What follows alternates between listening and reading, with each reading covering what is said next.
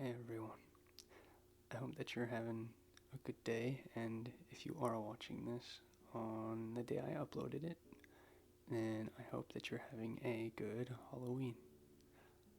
I wanted to make a themed video, and Halloween is one of my favorite holidays, if not my favorite.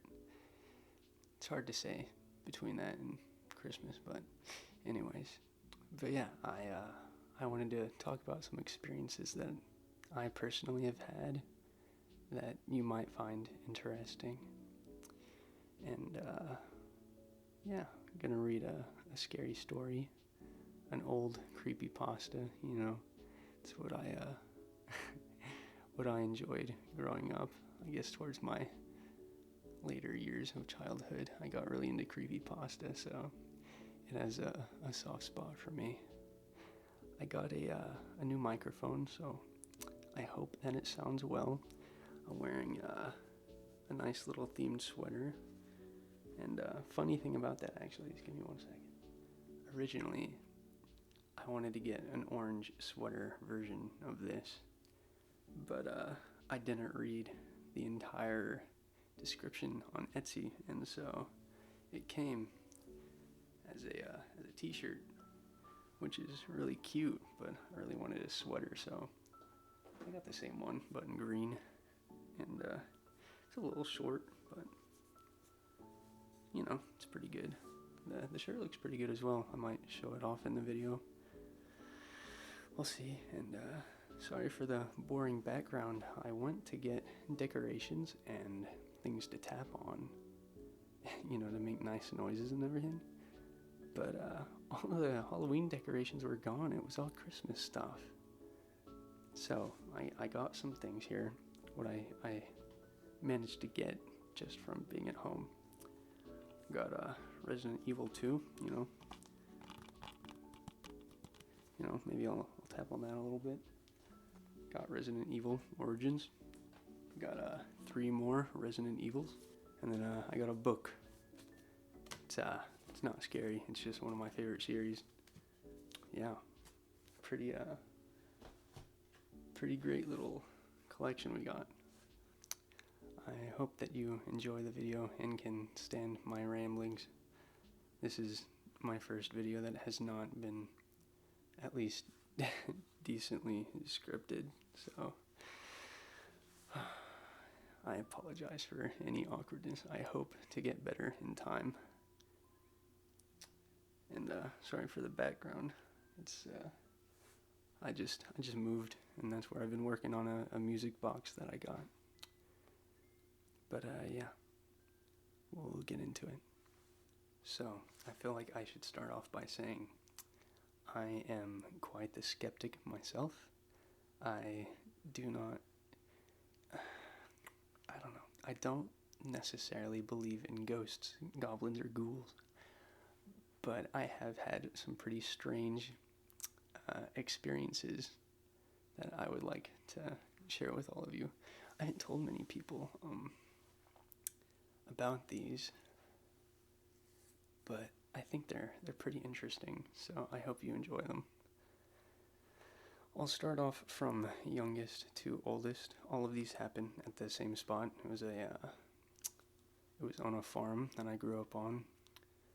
For some context, there was about a month in my life where I kept having these nightmares, and it was always the same thing, and it was always like sleep paralysis.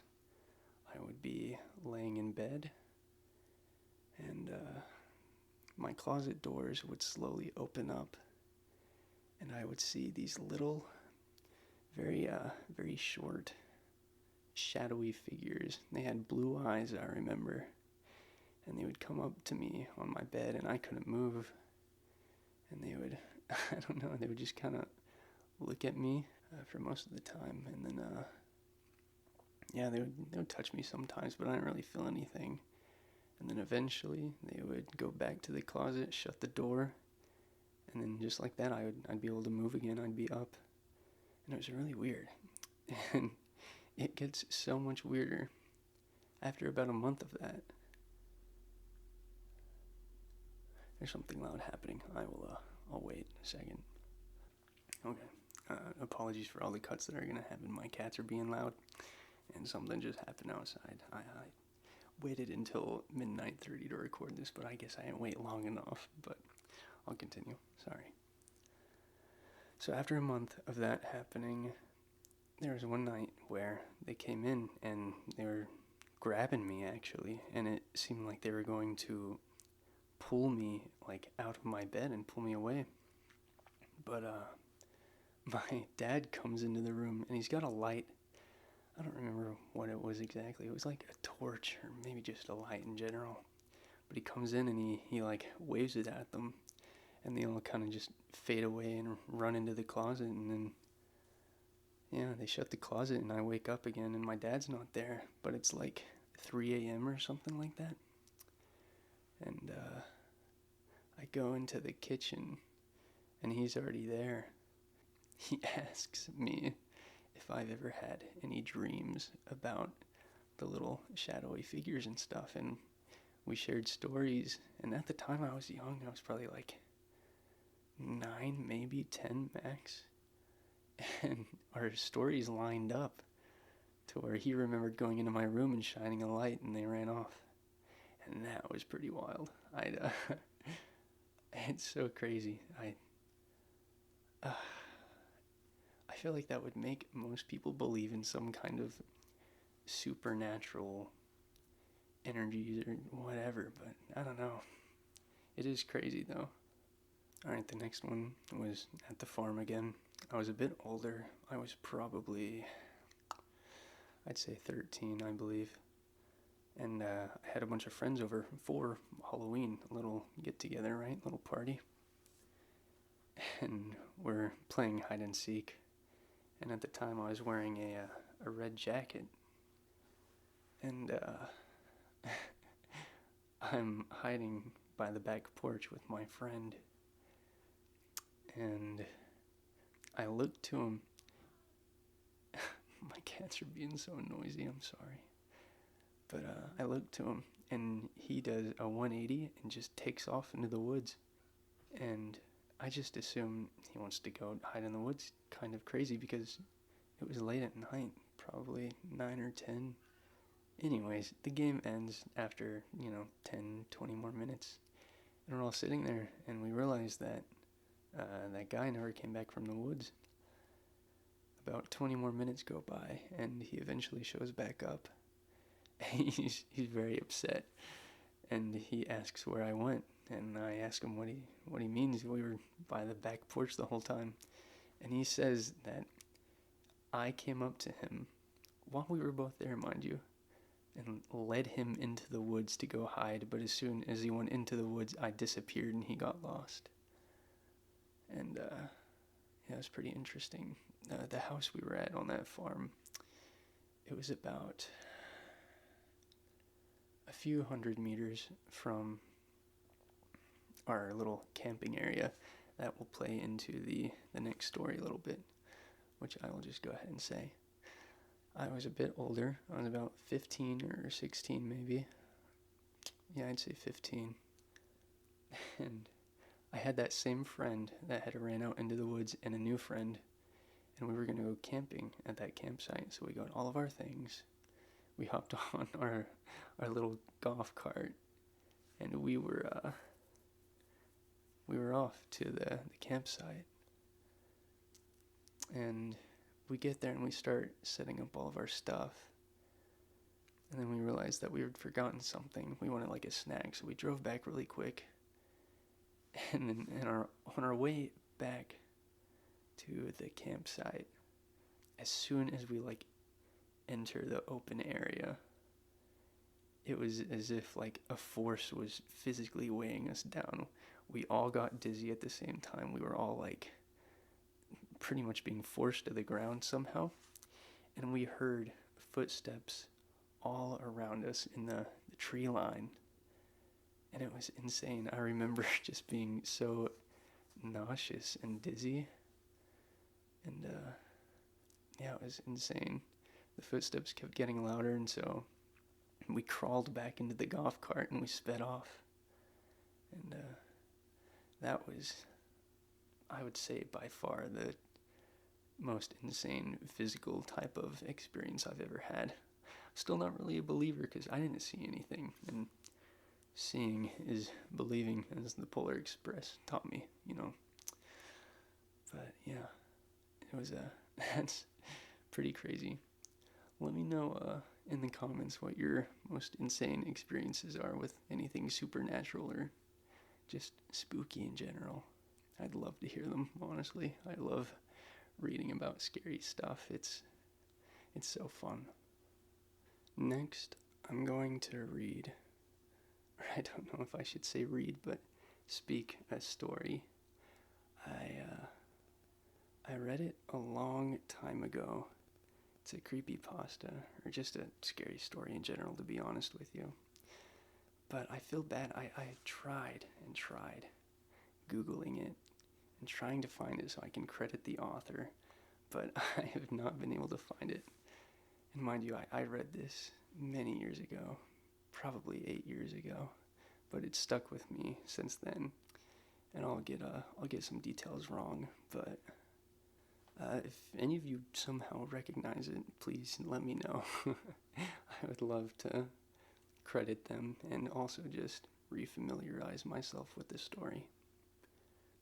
I actually told this story to people at work, but I would portray it as an experience of my own, just to mess with them and have fun, and they actually believe me, I guess because I'm more on the quiet side, so I don't talk a lot. So they just believe pretty much anything I say, and it was a fun way to tease them. But yeah. So the story starts. There's a local legend in my town.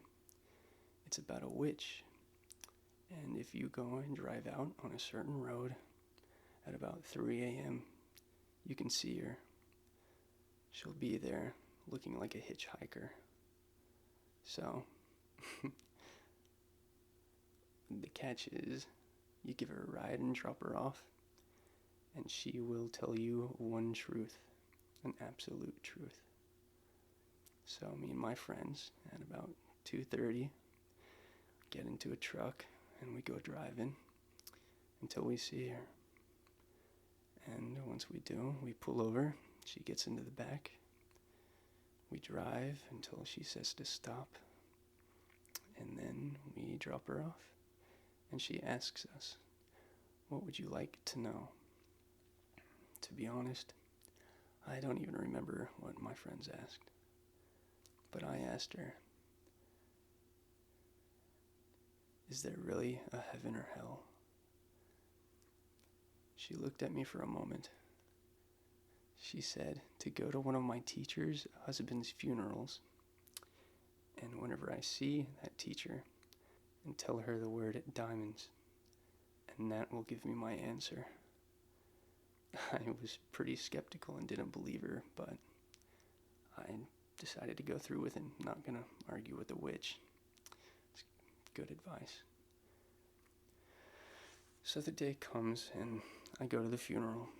I'm not super familiar with the teacher, but I go and everyone's grieving and it's sad.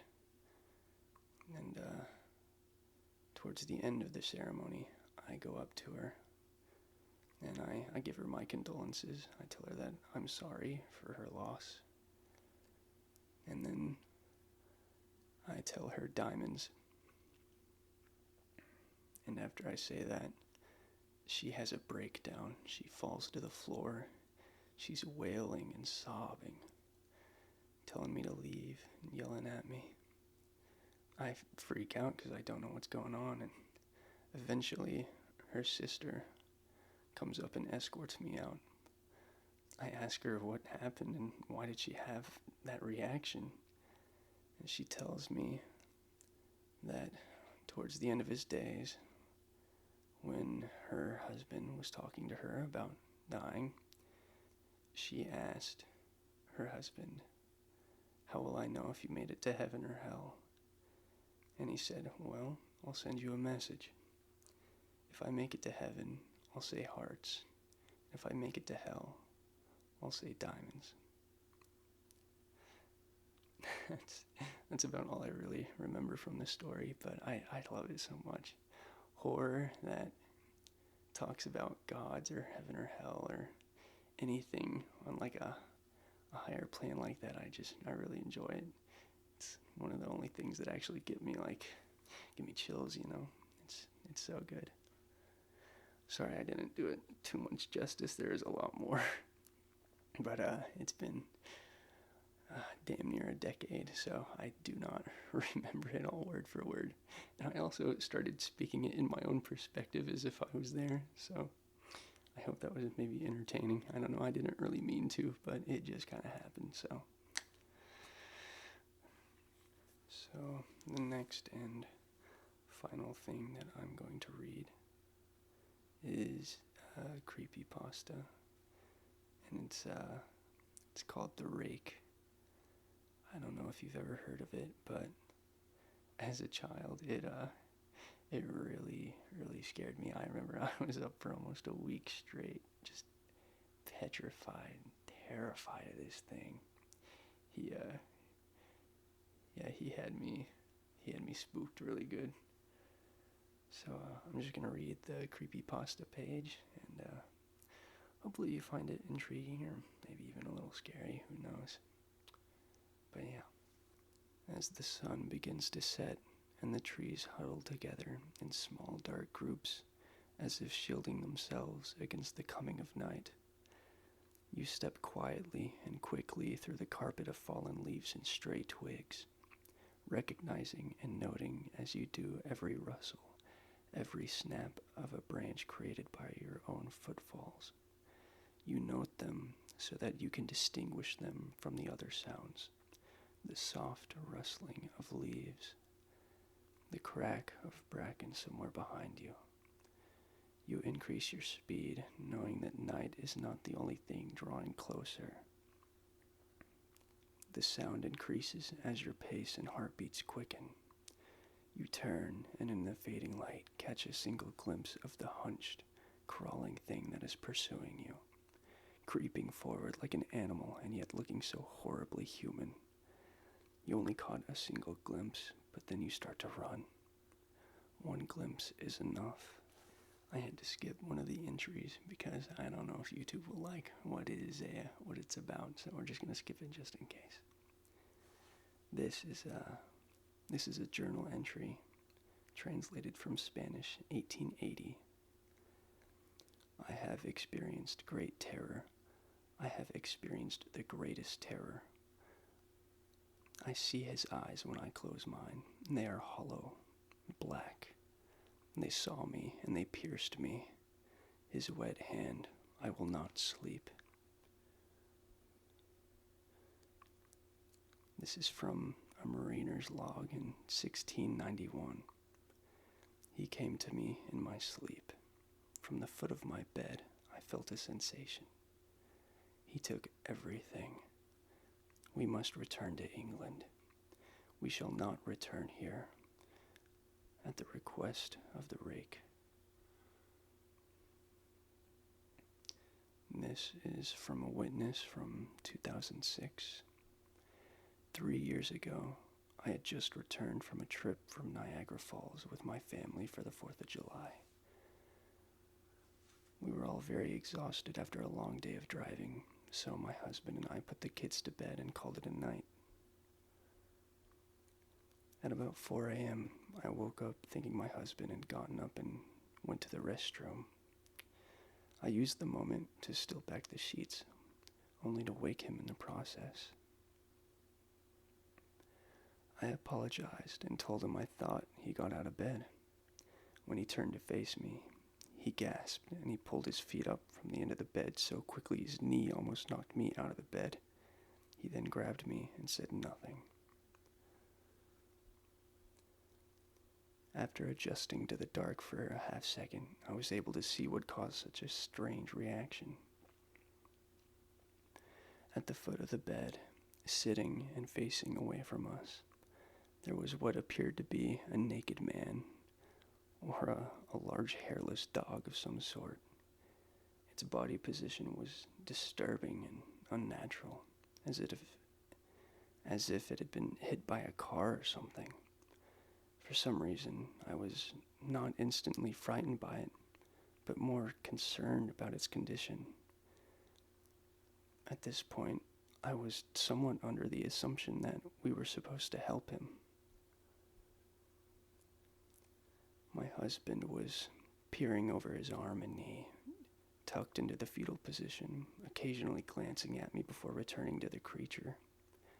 In a flurry of motion, the creature scrambled around the side of the bed and then crawled quickly in a flailing sort of motion right along the bed until it was less than a foot from my husband's face. The creature was completely silent for about 30 seconds, just looking at my husband. The creature then placed a hand on his knee and ran into the hallway leading to the kids' room. I screamed and ran for the light switch, planning to stop him before he hurt my children.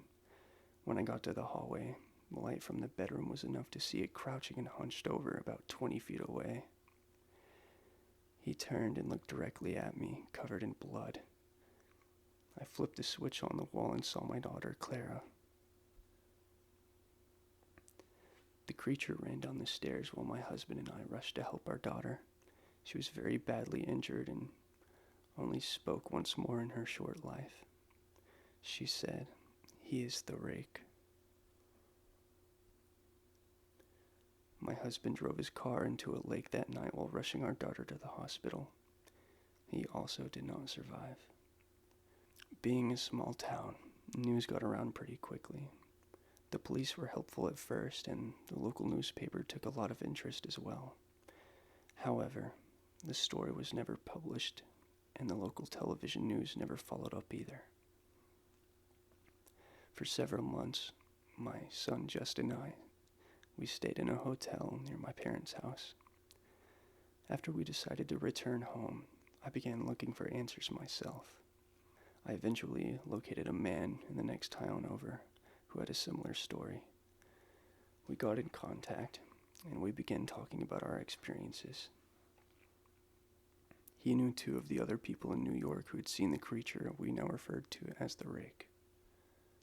It took the 4 of us about 2 solid years of hunting on the internet and writing letters to come up with a small collection of what we believed to be all accounts of the Rake. None of them give any details, history, or follow-up.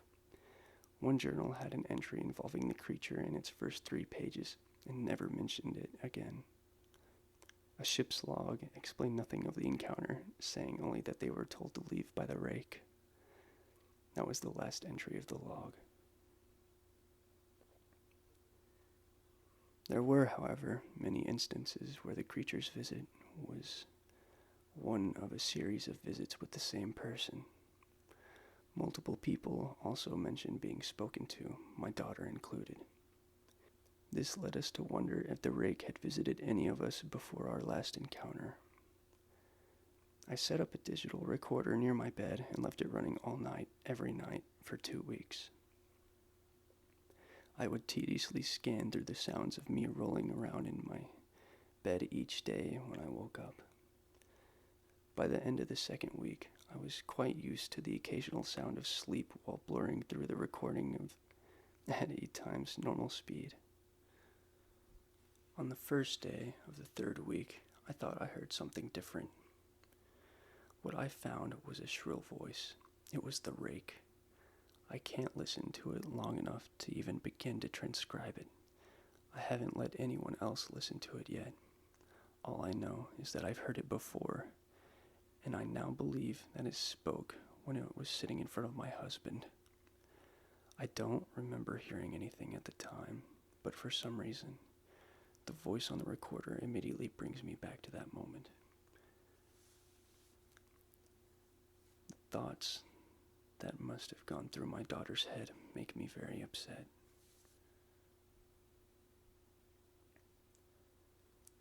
I have not seen the Rake since he ruined my life, but I know that he's been in my room while I slept.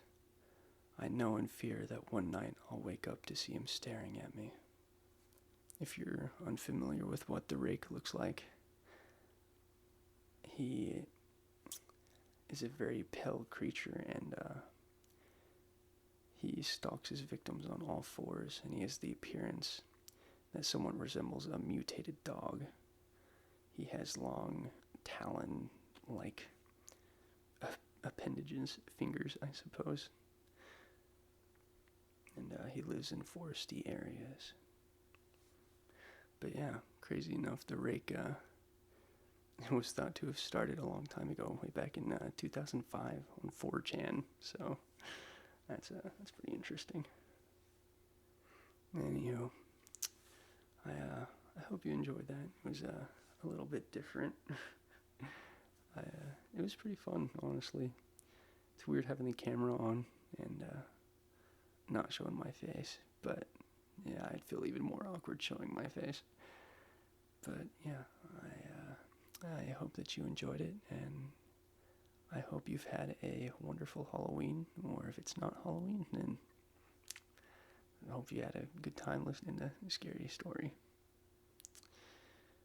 Yeah, that's about it. I hope that you sleep well and have wonderful dreams. Okay, I'll see you later. Bye-bye.